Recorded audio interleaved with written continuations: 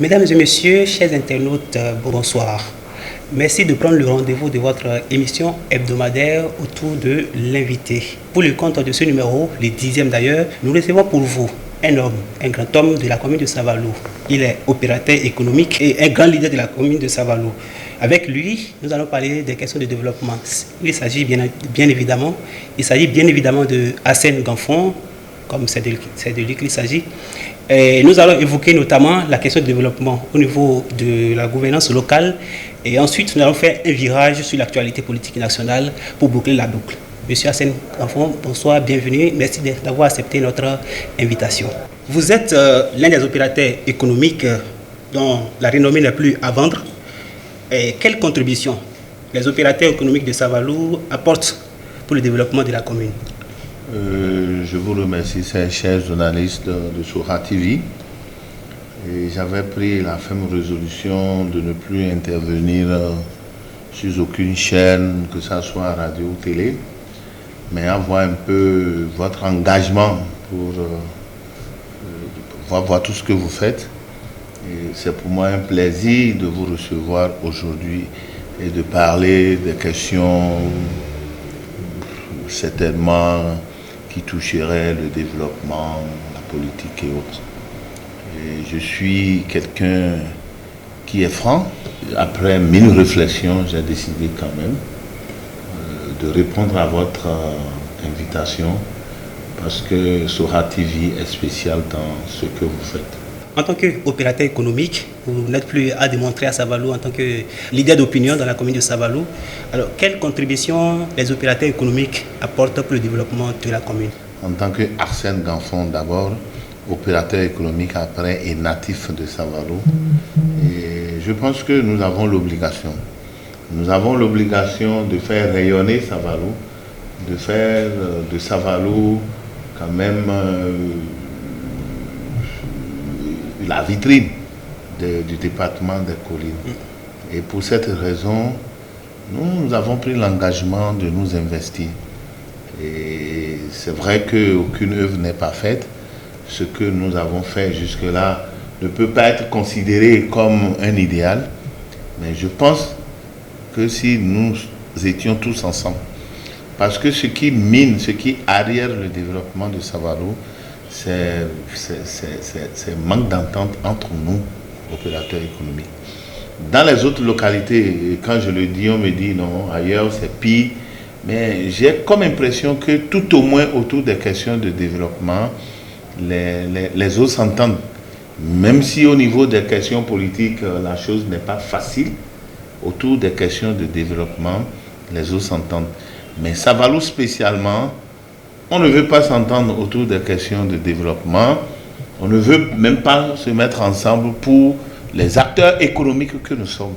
C'est regrettable, c'est malheureux, mais moi je dis, nous devons faire de Savalou, qu'on soit chef-lieu de département ou pas, le développement de Savalou incombe à tous les opérateurs économiques qui sont susceptibles de créer de l'emploi, créer de la richesse et faire rayonner Savalou. C'est ce que je dis, c'est difficile, c'est compliqué, parce que Savalou est ce qu'il est, le Savalois reste ce qu'il est, ce qui est compliqué, ce qui est difficile.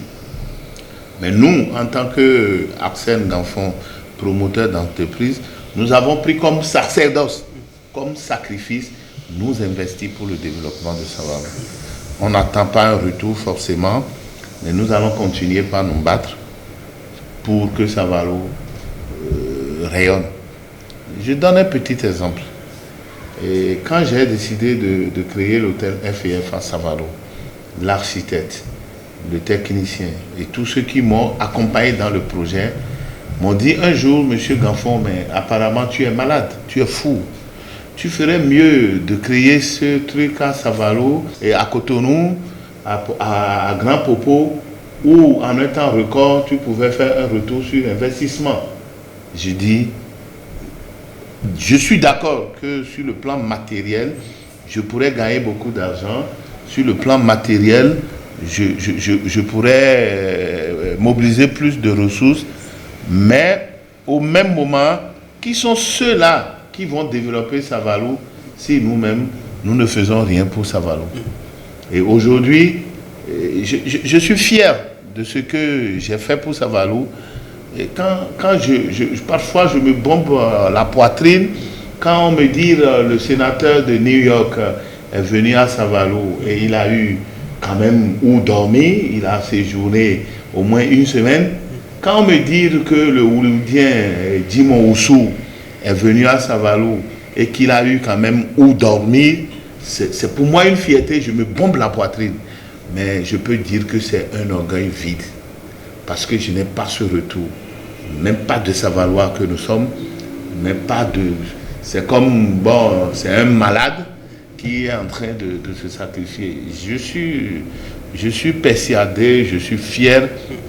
Et je pense quand même que, même si aujourd'hui, les Savalois ne sont pas reconnaissants pour ce que je fais, il arriverait forcément des gens mûrs, des gens qui ont une certaine ouverture d'esprit, qui comprendront que Savalou, M. Ganfon, à un moment donné de sa vie, s'est sacrifié pour que Savalou rayonne. C'est le plus important. Et je remercie Dieu qui m'a donné la force, qui me donne la santé, pour que je puisse continuer par me sacrifier. Alors, le conseil communal dirigé par le maire Iroukura Prosper est presque à la fin du mandat. Comment appréciez-vous l'organisation de gouvernance de cette équipe municipale? Beaucoup de gens me condamnent pour mon franc-parler, mais je ne vais pas changer de style, je ne vais pas changer de manière, et parce que Iroukura en tant qu'individu, Iroukura en tant que personne est un ami personnel, on se connaît très bien, mais Iroukura en tant que maire, en tant qu'autorité, et moi je pense que si je dois noter ce conseil communal, je donnerai facilement 0. Facilement 0 parce que c'est vrai que c'est Iroukura qui est le responsable, c'est lui qui est le décideur, mais au-delà de tout, c'est tout un conseil. Et quand vous avez un maire qui pendant tout le temps est menacé par la destitution, qui est menacé par des événements politiques et qui au-delà de tout ne peut pas prendre des décisions et les assumer en tant qu'autorité, moi je pense qu'il y a quelque chose qui ne cloche pas. Moi je le lui ai dit, je m'étais rapproché de lui, j'ai dit monsieur le maire, moi je vais vous donner un conseil en tant qu'Arsène Ganfon, et c'est mieux pour vous de prendre des décisions responsables, de les assumer, et quand on va vous destituer, vous allez vous retirer dans votre domaine tranquille et s'occuper d'autres choses que d'être complaisant, pour que à la fin votre bilan soit négatif. Moi je sais en tant qu'Arsène Ganfon quel combat j'ai mené pour que la mairie soit à l'ouest. Nous avons pris un contrat, nous avons discuté où il était question de choisir entre un député de l'ouest et un maire de l'ouest. Et à l'époque, on a négocié pour que les gens de l'ouest qu'on accompagne Tchobo, qu'ils soient députés, et qu'après, on les accompagne pour qu'ils occupent la mairie. Mais dès que le maire est venu, les menaces ont commencé, on a dit c'est le petit Nago qui gère la mairie, ainsi de suite. Et j'ai dit, et je continue de dire, le maire n'a pas su prendre de la hauteur, n'a pas su se mettre dessus de tout pour dire je suis une autorité, à la fin, le bilan m'incombe et c'est moi qui répondrai de ça. Il ne l'a pas fait et les bilans sont là. C'est une catastrophe. Mais je dis, je n'ai pas le droit de les juger. Ce n'est que le bilan à la fin de leur exercice qui va déterminer en réalité ce qu'ils ont pu faire. Parce qu'aujourd'hui, moi quand j'en prends en ville, qu'il n'y a pas de ressources, ils ont des difficultés pour mobiliser de ressources. Alors que vous constatez que les agents de la mairie sont riches. Les agents de la mairie sont riches, mais la mairie elle-même est pauvre. Vous ne voyez pas un contraste? Que des gens qui travaillent à la mairie soient riches et que la mairie elle-même soit pauvre. À mon avis, C'est inconcevable selon moi. Mais comme Arsène, c'est celui-là qui dit tout cru ce qu'il pense bêtement, c'est sûr que les gens vont me traiter de tous les noms, mais la réalité est là. L'institution ne peut pas être pauvre et ceux qui travaillent au niveau de cette institution soient riches. Mais il revient à l'autorité qui est le maire de prendre de la hauteur et d'être ferme. Je pourrais dire, sans me tromper, que monsieur le maire Iroukoura est complaisant. Peut-être que le mot va apparaître trop fort, mais c'est la vérité. Il est complaisant et je dis, son bilan est négatif. Négatif en ce sens qu'il n'a pas pris de la hauteur pour mettre de l'ordre dans la maison. Alors, au soir des législatives d'avril passé, Savalo a réussi à avoir 2 députés originaires de la commune. Y a-t-il des avantages à tirer? Bon, cela rejoint un peu le problème de Savalo de façon générale. Et je souligne à cet effet qu'aujourd'hui, Savalo a 3 députés. C'est vrai qu'il y a 2 qui sont élus dans la circonscription, dans la 9e circonscription. Mais il y a l'honorable Tchaou Florentin, que je respecte beaucoup. Moi, je l'appelle affectueusement papa parce qu'il porte le même nom que mon père et qui est aussi élu. Donc aujourd'hui, Savalo a 3 députés. Et je dis, quand moi je réfléchis un peu, je constate que c'est la première fois où on a un gouvernement où il n'y a aucun Savalois. Et je ne suis pas le président de la République. Mais je pense quand même que ça peut constituer un élément de motivation qui a amené Talon à ne pas nous donner un ministre. Parce que nous avons 3 députés à l'Assemblée.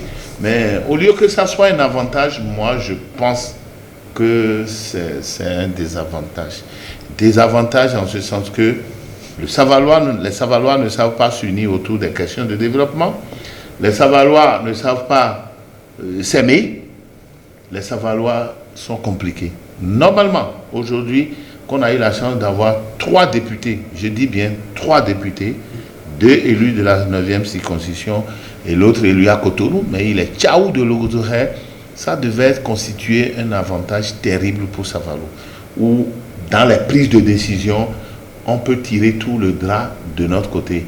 Mais je vous dis, renseignez-vous, peut-être que l'honorable Akovi et l'honorable Tchobor ne se disent même pas bonjour.